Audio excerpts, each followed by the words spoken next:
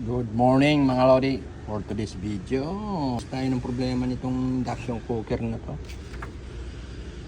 Walang power. Walang power. Ang kanyang brand ay Hanabishi. Hanabishi to. So binaklas ko na lahat yan. Walang problema dun sa board. Doon sa ano niya, walang problema. Dito ang problema eh.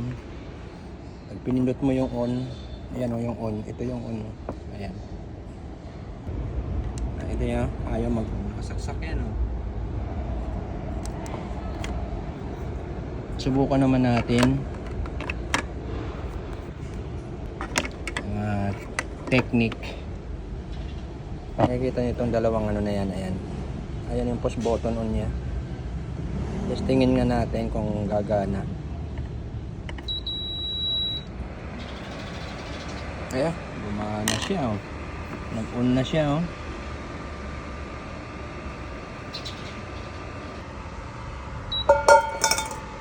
Ayan guys, nagana na siya. Ang problema nga yung switch, ayan oh.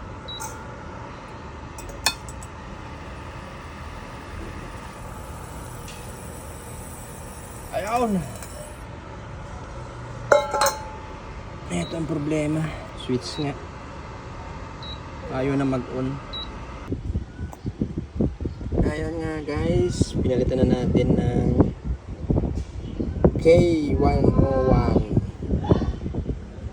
Ayan o. Ito yung ano. Ayan yung luma. Tinanggal natin dito sa board na yan. Yan sa case na yan. Nakakuha tayo ng replacement. Ayun.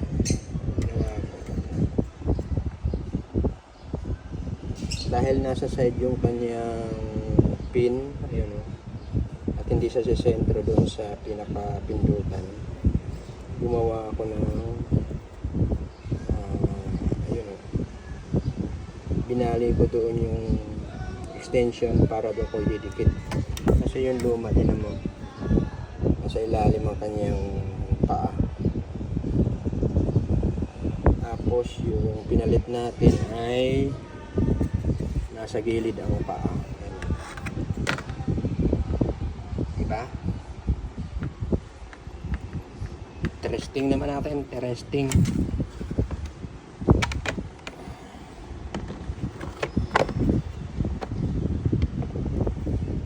Saan na yun?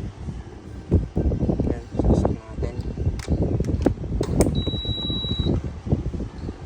Ayan. Testing natin. Dito natin pindutin.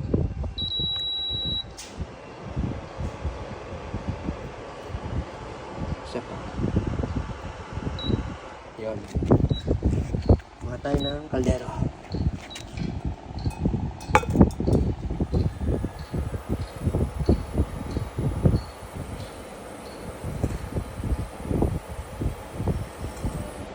Okay. Okay, repair natin. Op. Op. Ayun na nga guys, tapos na natin ibalik lahat ng ating mga screw on.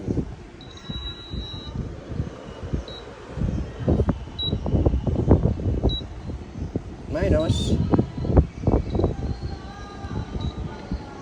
Plus.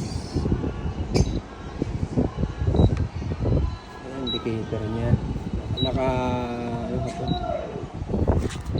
hot pot na tayo. Okay,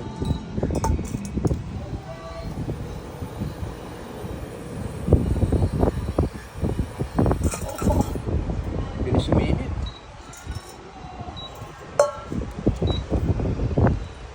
Off.